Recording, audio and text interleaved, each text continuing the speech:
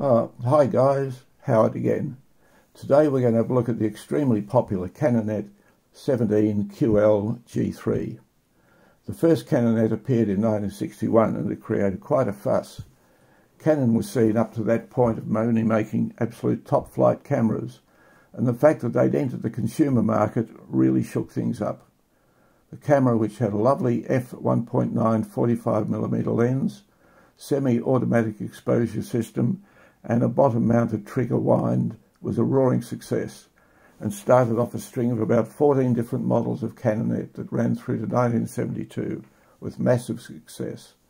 The Canonet QL17 and QL19 G3s were the last two cameras in the range, and most people say they were the best.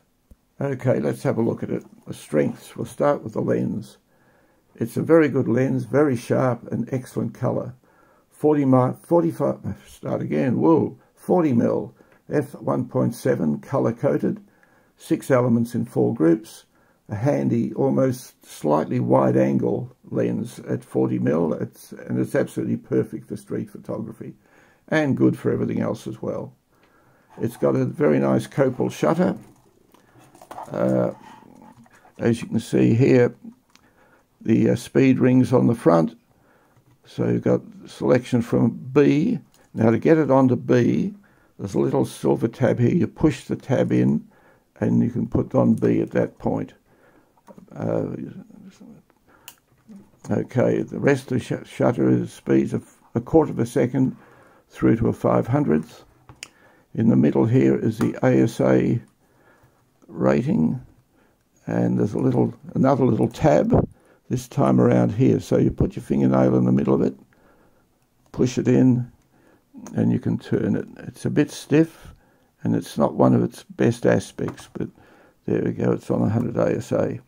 If we come back to the aperture ring, we've got it's on A for automatic at the moment, and in this mode, whatever speed you pick, it will pick the correct aperture, providing it's within the light restrictions at that point in time.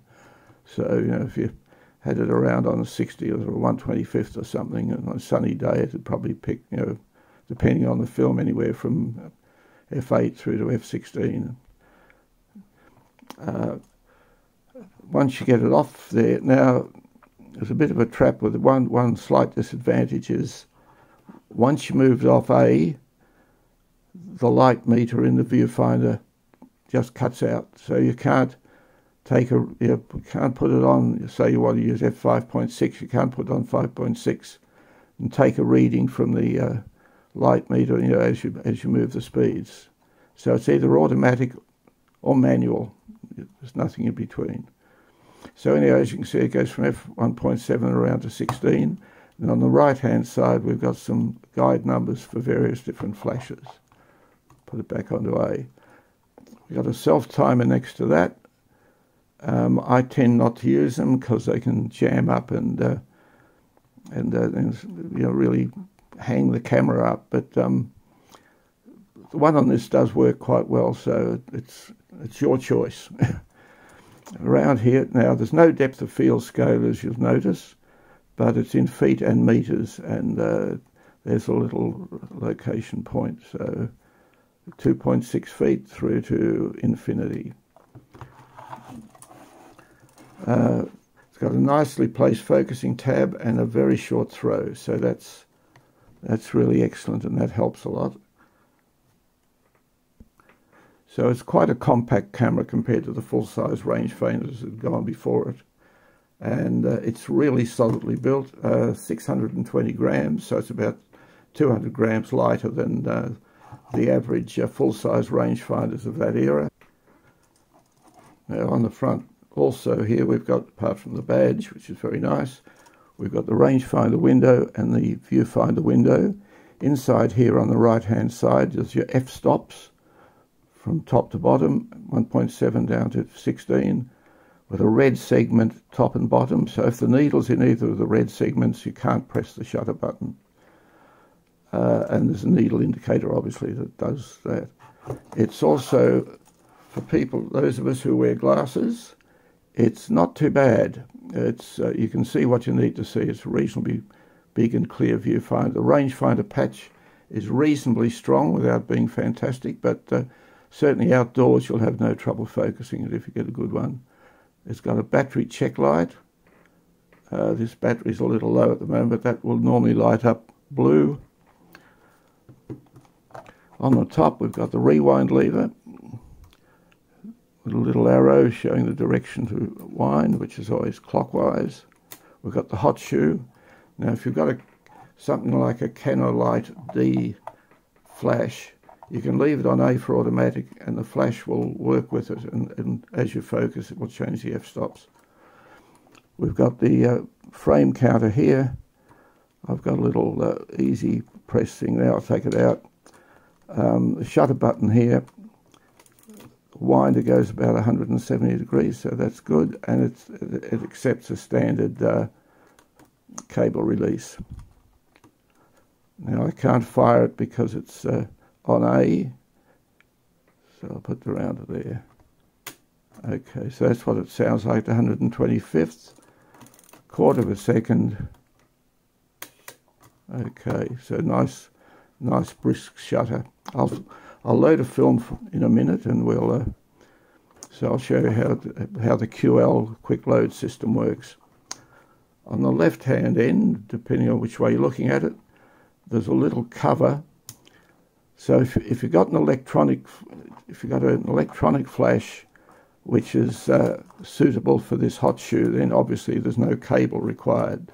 But if you've got a different type of flash, or even perhaps a bulb flash with a cable, you've got to plug it in somewhere, and the spot is here. So you plug that in there. Now you'll notice on the shutter speeds there's a blue one on the 30th. So if you're using bulb flash, you always do it on the 30th of a second. Electronic flash can be on any of those other speeds. So that's the only proviso there. On the bottom we've got the release button to help you to rewind the film, enable you to rewind the film. A standard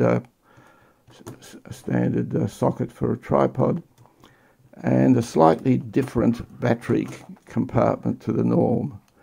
You put your fingernail there, pull it open. Now, you might be able to see there's a little bit of plastic there, clear plastic. Mine is broken off and it's short, so I have to use tweezers. But normally it's much longer than that, so to get the battery out, you grab the clear plastic and just pull it, and it pulls it out. You might notice the colour of the battery I've got in there. It's actually a battery adapter. These cameras required the infamous 1.35 or 1.3 volt mercury battery. You can't get them anymore.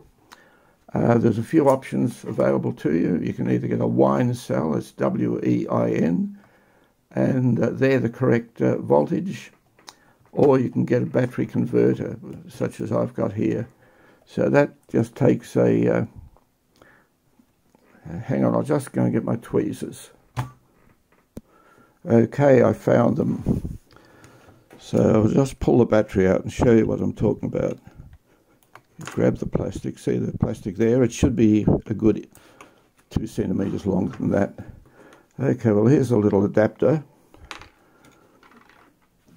Now this little adapter cuts the voltage from 1.5 volts down to 1.35, so it gets it so that the meter readings will be correct.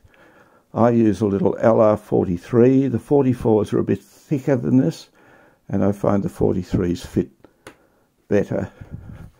Now you can get the adapters on eBay for about $30. There's some that look similar for about $9, but they don't convert the voltage. They're just simply a battery holder. These actually convert the voltage, so it's about 30 bucks.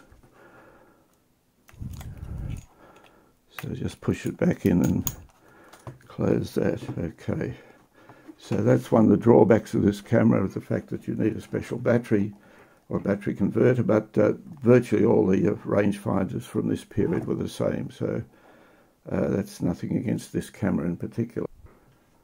Okay, so what happens when you put it on A? Well, you end up with a very accurate shutter speed priority automatic system. It can take film speeds from 25 ASA through to 800, and it'll cover a range of an EV range of 3.5 to 17. But like all good rangefinder cameras, this will work without a battery, and you can use it purely manually without a battery with no problems at all. The Sunny 16 rule or a separate light meter is fine. Now, another good feature of this camera is the fact that you can half press the shutter button to lock the exposure.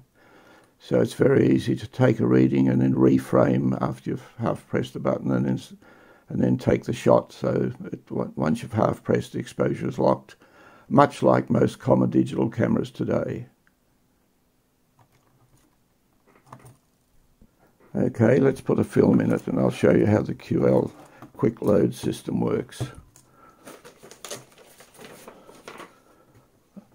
I've got a little black and white film in a cassette sitting over here, so to open it, you pull up the rewind knob and the back opens, springs open, and here's the quick load system. As you can see, there's this unit here which comes up and down with the lid. So it means all you've got to do is put the film in, close the rewind knob, pull the film across to the orange marker, make sure it's sitting on the teeth, and close the back, and that's it. Now as you wind it on, if you watch these little red and white stripes here, you'll see that they go backwards and forwards. Oh, it's on A, hang on.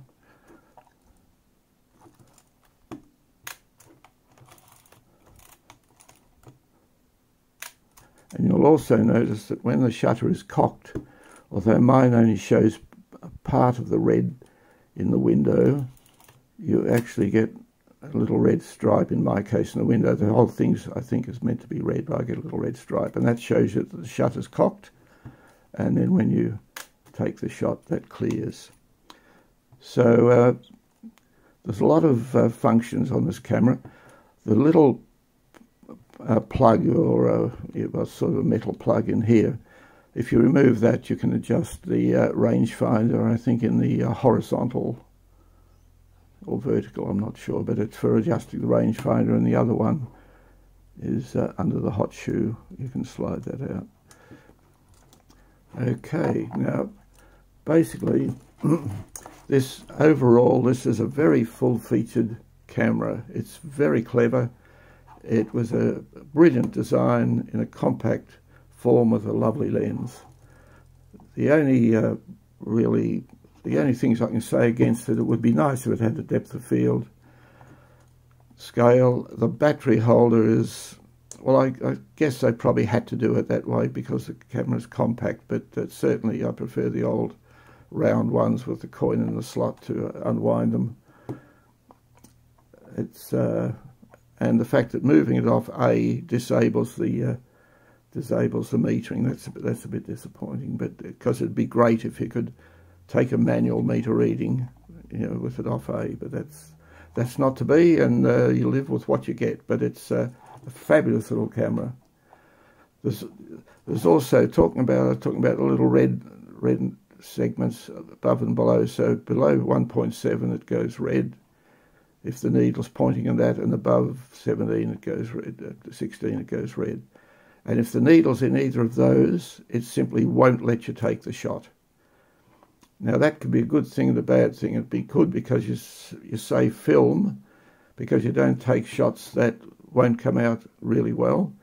But it's bad in as much as if you see the shot of a lifetime, it won't let you take it. You're going to have to quickly get onto fully manual and grab some sort of setting. Okay, well that's about it for the Canonet QL17 GIII. A very nice little camera. What more can I say? It's one of the nicest cameras I own, and I really enjoy using it. It's probably not my first choice. I'd probably go to my Minolta 9, or perhaps one of my Konicas, or the probably the Olympus SPN, but it's right up there with them, and it's more compact, and it's got a few cleverer features than they have. So that's about it. Hopefully you've got a bit of information from this video, and if you'd like and subscribe, I'd be really happy about that. I've got 25 subscribers now, one more than yesterday, so that's good. And so thanks for watching if you've watched to this point, and hopefully I'll see you in the next one. Bye.